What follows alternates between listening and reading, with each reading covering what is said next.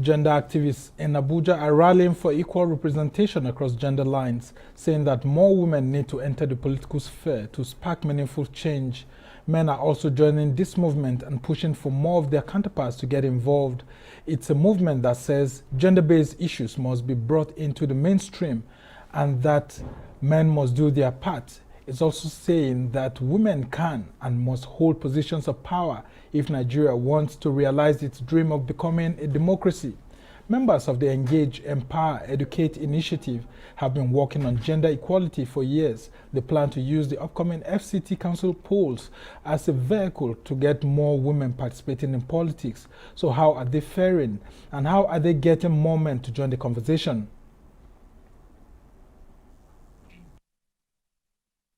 On this, Chief Executive Officer of the Engage, Empower, Educative Initiative, Belema Meschack-Hart, joins me in the studio.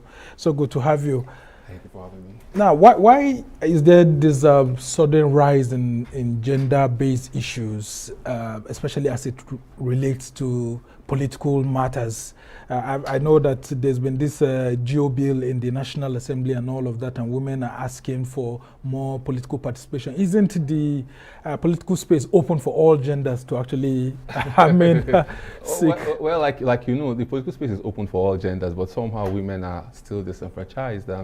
It's quite a difficult task for women to get into such positions and such elective roles. That's why you see there's always been an engagement trying to get some kind of opportunities open for women specifically to get into office, because women have a whole lot to give back if given this opportunity to get into elective office. And what has your organization been doing about that in terms of providing legal perspectives to actually having more women in government, not just talking about it, because politicians talk about it once it's close to election, and then after election everyone just goes quiet? Okay, in 2018 to be precise, we had our first project called The Convergence, and the idea was to bring women that want to run for elective office together and engage them and like teach them and empower them on how to run for office. We brought a lot of people to speak to them, brought a lot of people to get them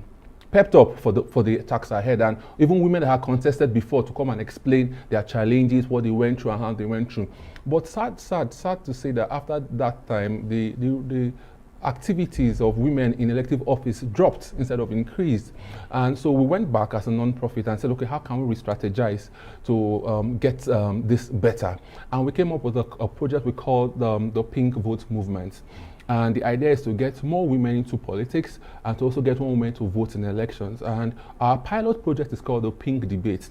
And this Pink Debate is saying, okay, wait.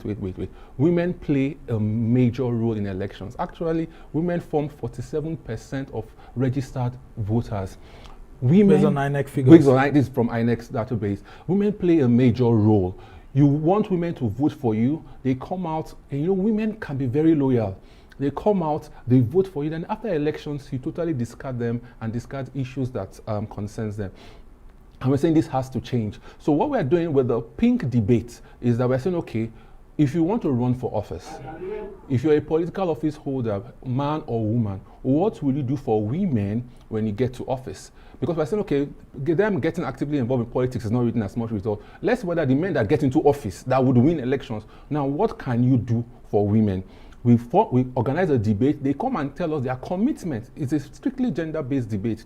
We had the first one for the AMA Council elections, and they came and they told us what they would do for women. So we are watching. The women will go out en masse and vote. Everybody will go and vote. Anybody that wins the election will come back and now begin to demand based on the promises you made. And we've looked at 22 issues around women. We are asking them. What are those specific issues? Okay. We are asking them, when women get into office, is there an affirmation for women when they get into office? I mean, do you want to say, okay, 40% of my women will be given positions when I get to office? We're looking at gender-based violence. What do you plan to do with regards to gender-based violence? Aren't you looking at the economy? I mean, because there's this saying that once you bring one woman out of poverty, there's a tendency that, the prosperity will be shared to a lot of people. Yes, and that's why we said there are 22 issues. We are getting to empowerment of the woman. Because you see, when you empower a woman, you empower a nation.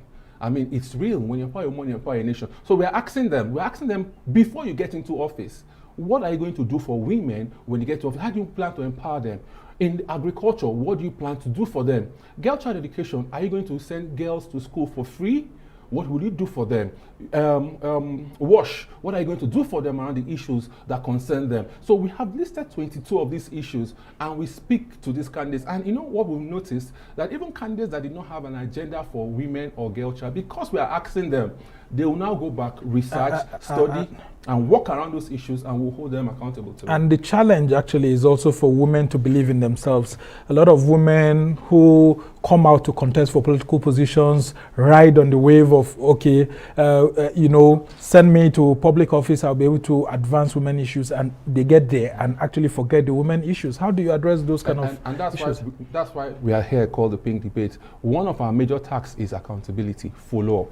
And we've partnered with Code, and Code, they're popular for follow the money. They've put in structures to follow up things and events and people. So we're saying after the election, whoever wins, that we are not partisan, we don't really care, but whoever wins, for instance, you come and you say you want to give people with disabilities appointments in your government, or you want to ensure that buildings are accessible in your local government after office for people living with disabilities, we will come after the election and we will ask you, we'll say, okay, this is what you said.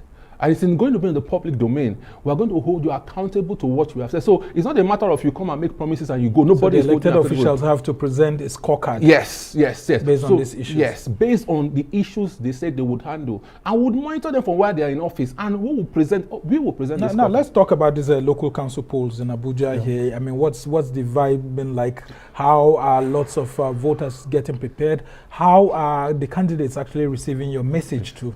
Okay. This question makes me quite sad because we went to the streets and found out that majority of the people in Abuja don't even know that there are council elections coming up.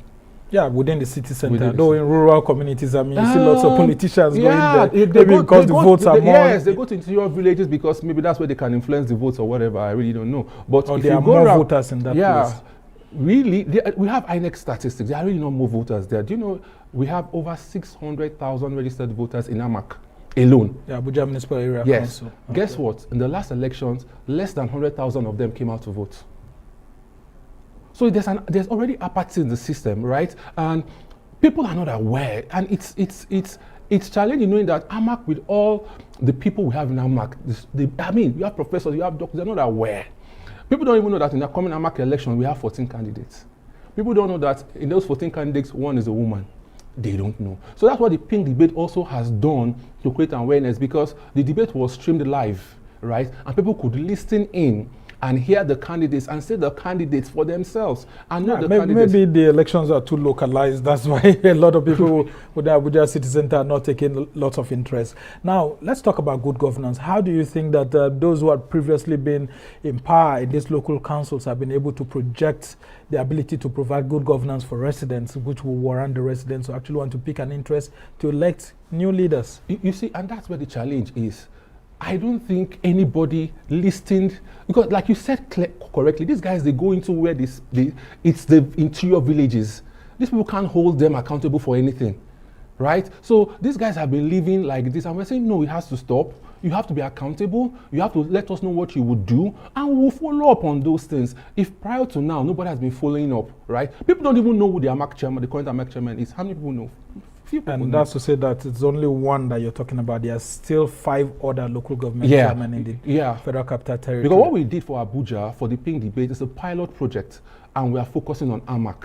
It's a project and we're focusing on AMAC because we want to show that if you focus on these people and you go through the process, you create awareness, you get them to come and say what they would do, you can hold them accountable at the end of the day. And what are the women actually saying about this initiative that you've put in place to actually bring them closer to the grassroots? They're excited. We went to the market. The grassroots. We went to the market. The market women that are voting, they were so excited. In short, most of the market women listened into the debate because truth. They want to know these people that are representing them. They want to hear from them. They want to know what they will do for them. They're tired of they come and vote for me and 1,000 naira and go back. They're really tired. They want to know, okay, this guy, if he comes, what will he do for my market? Will he come and throw me out of the market? Or will he empower me more in this marketplace? Does he have any empowerment scheme in place? They want to know. People are asking more questions this time around. We went to the marketplace around AMAC. The market women were so excited. They welcomed us, and we're still going now because elections are coming up this weekend. So we have a huge advocacy campaign. We are telling people, come out and vote. Okay, you want to know these candidates. Many people don't even know where their polling units are. So we've gotten the polling units, we've gotten all the candidates, and it's on our website. If you go to our website, our amac.coop Africa with a K.org, you will see the 14 candidates. You will see their qualifications, you will see their deputy, you will see their age, you will see everything you need to know about them. And we're also populating it with what they have said they will do for a woman and a girl child. Then if you want to know your polling unit, just go to the website, amac.coopafrica.org. You're going to also see where the nearest polling unit is to you to go and vote. Very important. Very interesting submission. Did well. You just have to hold on there while we go on this short break. When we come back, we'll continue the conversation. You're still watching the Arise interview. Stay with us.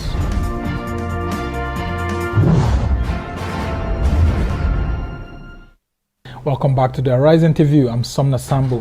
While the organization Engage, Empower, Educate initiative believes that a mass mobilization of women into the political sphere will bring more representation to a marginalized population and much needed social change for all. But is this just an aspirational pursuit, or is this goal realistic in a country where women often do not hold positions of power? So what stride has this organization made in realizing its dream of more women in the political arena, and what lessons can they share with everyday Nigerians interested in joining the movement for gender rights? Let's bring back Belema Meschack-Hart to talk more about the work he and his organization are doing for gender justice in Nigeria. And I'll put it to you that a lot of persons will be surprised that you are a man canvassing for women issues and all of that, trying to see that more women, get into the political space. Haven't you been asked those questions yourself? Yes, I have, and good to know that even the National Council of Women Societies has recognized my efforts, and they've made me the ambassador as a he for she ambassador. So right now I sit in on their meetings as a man in the women's meetings because over the years, through my non-profit, we've been able to empower women across Nigeria and indeed across Africa. We've been able to push for their empowerment, which is very critical, even the girl child. Yeah, so but it also boils down to the questions lots of people will keep asking, why women don't like supporting themselves. A few women get into power, look at the federal cabinet now, you have a sprinkle of women, as a lot of politicians will say, but when they get in there, they don't lift other women to be able to put them into strategic positions. And you hear some women saying that they still prefer to work with men rather than fellow women because it's much more difficult working with fellow women. And you see, that's why we are working on this strategy. If you look at a typical country called Rwanda, I just returned from Rwanda, most government agencies are run by women. This was not done by a woman. This was done by a male president. Most of the, about 40% representation in their National Assembly are women. It was because there are laws in place that insist women must have this quota. So let's leave the issue of whether women like women or not. Let's focus on men or those in authority and say, okay, what will you do? What laws will you put in place? Yeah, that's what there's been this Gender and Equal Opportunities Bill, the GEO Bill, the National Assembly, which has been, it's been played over like a ball, by federal lawmakers. There's been lots of compromise. They are unable to reach a lot of consensus on several issues, including women issues, especially from the northern part of the country. What has your organization been doing to ensure that there's a national consensus around that bill to protect more women in the country? Let's see, and this is a perfect example. Just let's look at the scenario. Before the presidential elections, there's a pink debate. And at the pink debate, we'll ask this particular question and get commitments from the political aspirants saying that when we get to office, we will ensure we do this. And they now win the election and get into office, we will come back with that demand.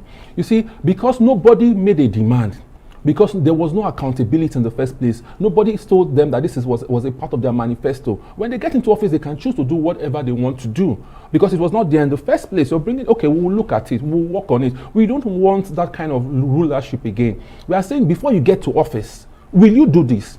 And when you say you will do it, we will put it to you when you get to office. And it becomes an issue of trust.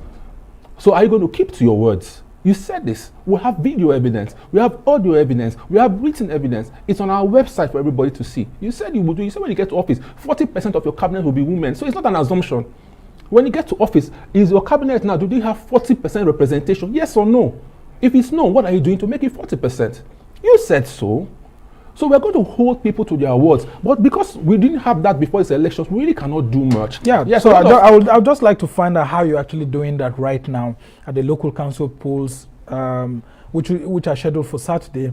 How will you be able to get some of these candidates to ensure that they get backing from women, and then when they get into power, they do not actually disappoint the women? Yeah. We've done the pink debates for AMAC. We had representation. The party chairmen were there present at the pink debate. They have made commitments. We have documented it. Those that are contesting, for the chairmanship position. They've made commitment, documented it. Those that were not there at the debate, we've met them one-on-one. We asked them want to record it. They said, yes, you can go ahead and record it. We've asked them, they've made commitments. We have recorded it and kept it. We are putting it on our platform, and we're telling the women when we are going up for advocacy, see what this one said he would do. One particular AMAC candidate said he will ensure that his office is dominated by women, even more than men. And if they violate that, if the person gets into office, what will you do? Okay, what will the penalty actually be like? We are not the law courts, right? But you see, most people that go in for elections go in based on trust. Are you getting me? So if you go there and you change your mouth, that means you've defeated our trust in you. You can't come and meet us again for anything. We'll show you that you said this and you went and you didn't do it. Now let's talk about how a lot of women need to be protected in the society that we're in. We've seen lots of violence against women, especially on election day when women come out to come and vote, because some people feel that they are weaker. There's a lot of electoral violence that comes into place, and then they scatter the female voters, and then before you know it, there's a big challenge. How do you think that more women voters can be protected on election day when they are going out to go and exercise their franchise, to ensure that violence, does not disrupt them from fulfilling their, constitutional responsibilities? We want to appreciate INEC with all the plans it has put in place.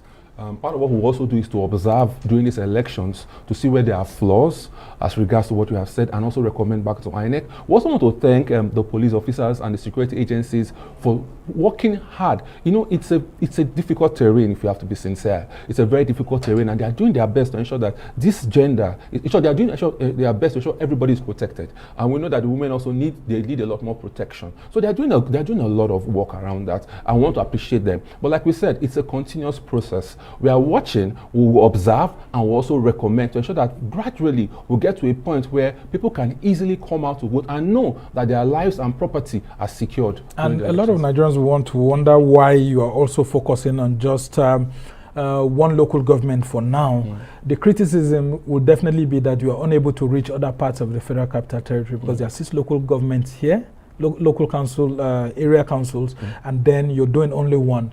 Are you thinking of cascading this to other states apart from the Federal Capital? Okay, like I said in the beginning, this is a pilot project. And because we want to measure our results, we have to pick a local government so that we can measure from the beginning. So that's to say you're actually going to cascade it to these other remaining 5 local councils? Not for this particular election. For this local council election, it's just AMAC we are focusing on, right? And would hold them responsible. But going forward, we will cascade it to states, national and presidential elections because they cover a majority of the people. And what are you doing about that? Because, the political primaries are already coming closer. How do you foresee a huge number of women coming out for political positions in 2023? We are going on.